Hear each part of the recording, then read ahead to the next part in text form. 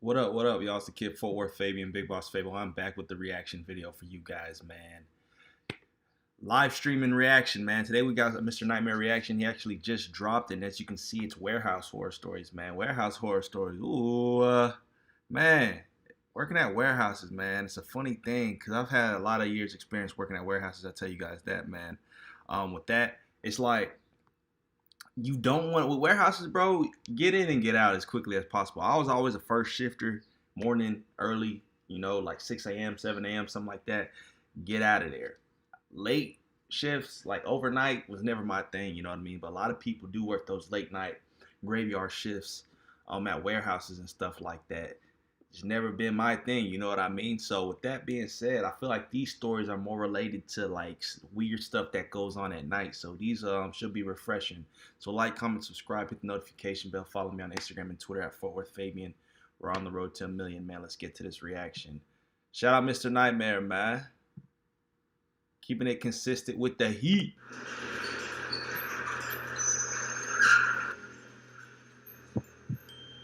Sean Keith Williams with story number 1.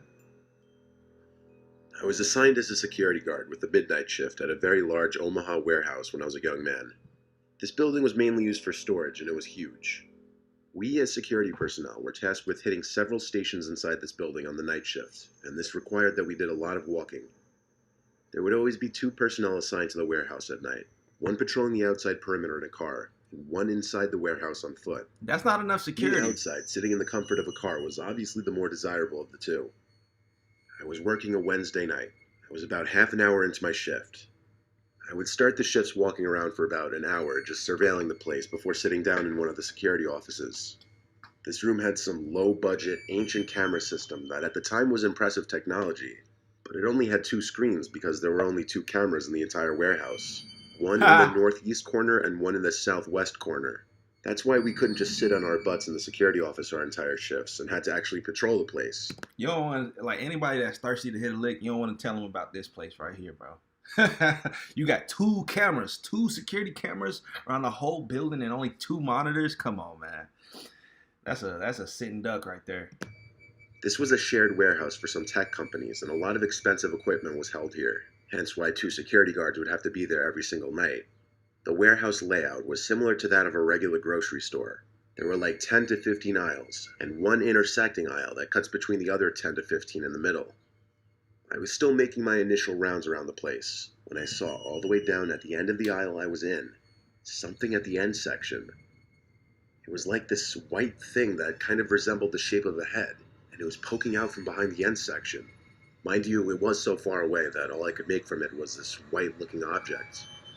I elevated my slow stroll to a moderately quick speed walk, and halfway through the aisle, the white thing disappeared behind the tower of boxes. This confirmed my fear that it was a person, and that I wasn't alone in there. I now ran to the end of the aisle, hoping to see the other night guard walking around or something. As I stood in the southwest... Why is there nobody else around? So you mean to tell me you're working this night shift as solo dolo? Why did nobody else catch what you were seeing? Come on, man. West corner of this giant warehouse. I looked up at the camera in the corner, and it was pointing in the direction of the thing I just saw. I looked in that direction, and there it was again, at maybe the 7th aisle, that white thing I saw earlier. Now it was a lot closer, and I could make it out to be someone's face, as I feared. But it wasn't the other security guard. It was this extremely pale, ghoulish-looking face. They once again slowly hid their face behind the tower of boxes. I walkie-talkied the other guard on duty, and he radioed back that he was in the car by the back section of the parking lot. Oh, so these are the security guards. I guess I missed that point, that when they mentioned that. One of the dudes, the whole point of view is from his whole perspective as a security guard, one of the security guards. Hey, you know what that is, though? Somebody broke into the warehouse and they're living there. You know? He said roger that, he'd be here in 5. Getting off the phone with him, I was nervous to approach the aisle that I saw the person's head. Even though this is exactly what a security guard's purpose and job is, you never actually expect or anticipate seeing any action. I took a deep breath and ran to that aisle and stopped at the end of it to look down it. The person wasn't in sight. I figured they must have ran for it. So I ran halfway down hoping to catch up to them, but I stopped when I smelled this horrible putrid odor. It smelled like a dead, rotting carcass. I followed the scent until it became overwhelming, and I found the source of it. It was coming from this big wooden box that was different from the rest of the boxes. I pulled the lid off the box, and inside was a dead body laying in a pool of blood. The most shocking part of it was that it was missing a head. I walkie-talkied to the other security guard again, and yelled at him to call the police and report a dead body in the warehouse. I said this all while running as fast as I could to the back exit of the warehouse, struggling to get enough air. I threw up the second I made it out the door. I ran to the other security guard's car and sat in there with him, gasping for air. He was still on the phone with the police, so I took the phone and told them whatever the other security guy didn't. Given the nature of the situation, they sent like 5 or 6 cop cars and basically had the entire place surrounded. The body was loaded into an ambulance, and for a good chunk of the night, police were in the warehouse doing forensic work. Perhaps the weirdest part of all of this was that when trying to go back to the video footage captured from the night before, the footage cut out for about 3 hours in the middle of the night. There was no explanation for this happening. Come on, man. I've thought about this night for almost my entire life, basically. I don't believe in ghosts or anything, but I don't really have an explanation for this. I've thought about some far-fetched possibilities, though, like that whoever the murderer was in the warehouse that night and was holding up the severed head of that body, hence why it looked so pale and ghoulish. In fact, it gave me chills just now thinking about it again. That's crazy, man. The story kind of took a wild turn. For a minute, I was just kind of lost in the sauce. I ain't gonna lie. Several years ago, 2 friends and I heard from a mutual friend about this creepy abandoned warehouse or furniture store that was only a few miles from my house. One night while on a drive, the 3 of us decided to check it out. We parked at a Walgreens a few hundred yards from the warehouse and started walking towards it. As we got closer, my friend, I'll call him Jim, kinda chickened out and stayed back while me and my other friend, I'll call Mark, continued on. As we approached the right side of the building, it became very obvious that this place had been abandoned for a very long time. The front entrance was boarded up, and there were vines and ivy growing all over the building. Our mutual friend said that the only way in was through a busted-in wall in the back. We went around back, and sure enough, there was a broken-in narrow section of wall we could get in through. We stepped in, and it was completely dark. We couldn't see our hands in front of our faces, so we turned on the flashlights on our phones and looked around. There was trash and debris everywhere on the concrete floors. We were in what appeared to be the main room of the old store, and it was huge. An entire football field could probably fit in this room. We could even hear an echo when we talked. We started looking along the walls, which were covered in graffiti. Is this supposed to be a warehouse? Because this don't look like a warehouse. Looks like an abandoned building, but maybe they already mentioned that. Graffiti was littered with what must have been gang symbols as well as profanity, as you would expect. What was really unsettling, though, was that as we moved further along the back wall, the graffiti was getting more and more disturbing. One of them read, "Kill yourself tonight." Then the graffiti was getting satanic. There were tons of inverted crosses, pentagrams, 666s, and violent scenes depicted. While this stuff was creepy enough, it wasn't the worst of what we saw. Towards the end of the building, there were some steps leading to smaller rooms. As we shone our lights on the steps, we saw a large, dry pool of what was probably blood all over the steps. This deterred us from exploring the smaller rooms beyond, so we headed to the left side of the room. As we were walking, our lights caught something hanging from the ceiling. We got closer and saw what it was. It was a noose, still hanging from one of the rafters. Heck no. It became very obvious that the people that come to this place use it for very evil purposes. After that, we decided we'd spend enough time in there and headed for the hole in the wall we entered through. We got outside and saw that there was another, smaller building/warehouse behind the main one. Despite the freaky things we saw inside, we were still curious and decided to check this one out too. One thing that was very odd was that there was a small room in the front of the warehouse that had no doors, only one window. Inside was a large inverted cross hanging from the decrepit ceiling. We came to the left side of the warehouse where the large garage-style entrance was. This building was similar to the first one. It was one large empty room with tons of trash everywhere. There was more disturbing graffiti. However, there were these holes at the base of the walls that were really odd-looking. We shined our lights down them, but couldn't see the bottom. What were these for? We had seen enough at this point and headed back outside. It was then that my friend Mark got a call from Jim. As he was talking to Jim, his face suddenly changed to a downright horrified expression. I said, "What's wrong?" What he said next sent a chill down my spine. "Someone else is here," he said. Before we could even turn to run, a white truck peeled around the corner at an alarming speed, heading right towards us. We started booking it towards my car, and as we got around the other back corner of the building, we saw another black truck parked alongside. But we kept running as fast as we could, and thankfully the three of us made it back to my car. We got in and peeled out of there. I don't know what those guys in the trucks were there for, or why they chased after us, but based on what we saw in those buildings, it wasn't anything good. Thankfully, we Y'all never found the found crack out, spot. and we That's never what y'all returned to did. that place. Y'all found their stash. That's what it was. Are you ready? Hey, shout out to Shandy. Shout out to everybody who's actually hopped into the live stream. Hit the like button. Hit the thumbs up, man.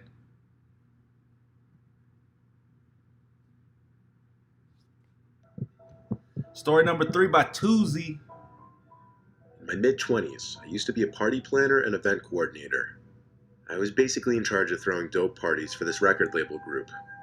I'd have to rent out venues for a night or weekends, which would allow us to host our events in these places.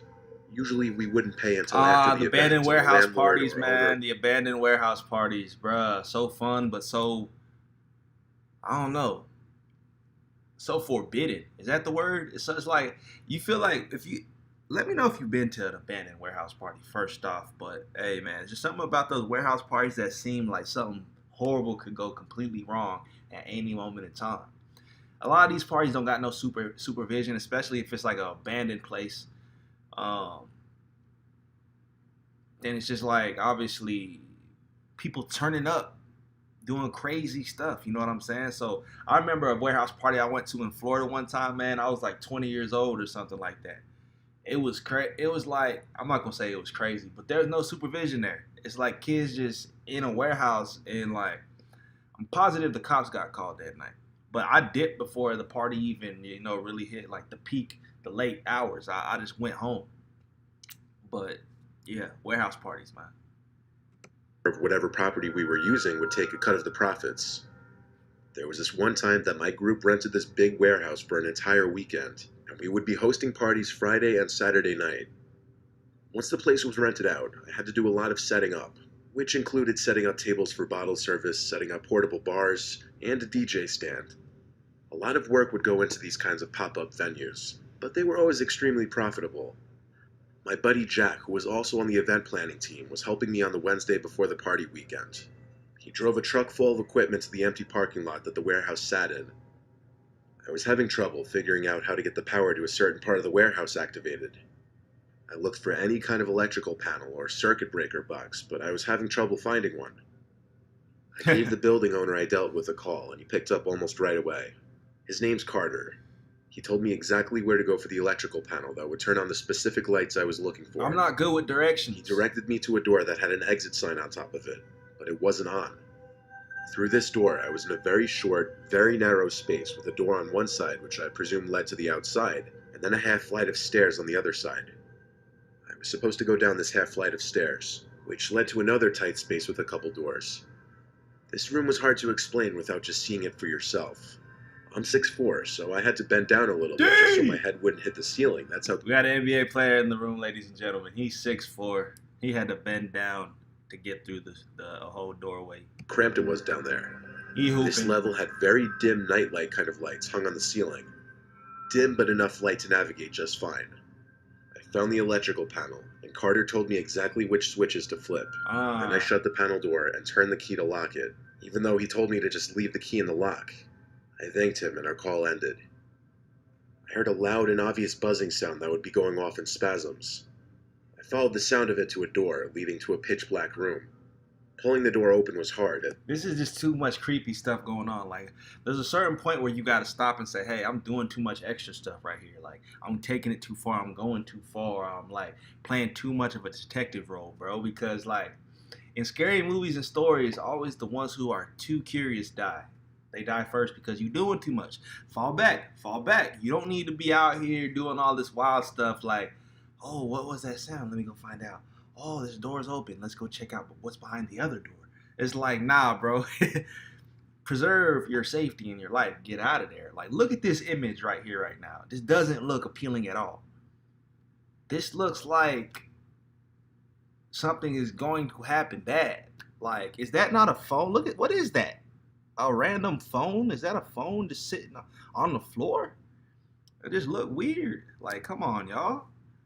Hey, if you in the live stream, man, hit the like button. That's all I gotta say. Hit the like button. Let's get back. As it scraped against the concrete floor. There was this red light in the top corner of the room that synchronized with the buzzing sound. Hold on, what'd he say? I followed the sound of it to a door leading to a pitch black room. Pulling the door open was hard as it scraped against the concrete floor. There was this red light in the top corner of the room that synchronized with the buzzing sound. When the buzzing stopped, the light would also turn off. I was trying to figure out what it was, but it didn't make sense. I stepped deeper into the room and noticed whenever I moved, the light would turn on and the buzzing would sound. When I stood still, it stopped. I don't know why, but I was creeped out, so I went back to the doorway of the room. I took one more look inside, and the red light turned on again, lighting up the room with this eerie red glow. I decided to call Carter and tell him about the potential problem with the light and the buzzing. He told me calmly that the light was a motion sensor, and the buzzing was because that one in the basement was busted. I asked what he meant by motion sensor, and he explained that there's at least one in every room in the building, as it's part of the security system. I looked back into the room, and the light was still on. I asked what could be setting it off in there, and he said he had no idea. And that's when I spotted it. There was someone, I couldn't tell if it was a man or a woman because of the long, disheveled hair, sitting in one corner of this room, half hidden behind a pile of old boxes. Their eyes were the most noticeable feature because of how goddamn wide they were open. The mouth was like a half smile, moving their arm in a manner that was as if to tell me to come here. I know it took me a few seconds to describe this person just now, but I was literally screaming at the sight of them in under a second. I slammed that door shut and ran back up the stairs and out that exit door. I told Carter we were leaving and not using the warehouse anymore. I didn't ask any more questions after that. I didn't care. It was his problem. I yelled at Jack to get everything he could back into the truck. We collected our stuff as quickly as possible, loaded the truck back up, and left. I didn't even bother locking the door to the warehouse. I just wanted to be far away from there. I'm out. I still today don't know what to make of it. The Carter guy seems so weirdly calm about Mike telling him about a deranged-looking person in the basement of his warehouse. Thinking back, that light was probably going off because of that person sitting in the corner waving me over, or doing whatever the hell he or she was doing with their arm. It was a truly nightmare-inducing and horrible experience. Buddy said, hey, come here. Come on.